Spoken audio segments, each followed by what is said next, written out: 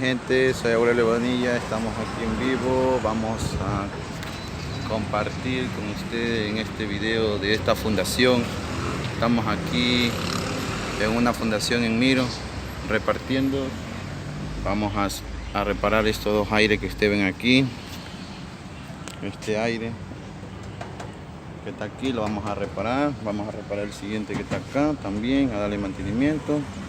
Y el aire que ustedes se dan cuenta, el que está allá al fondo que está allá, también lo vamos a reparar.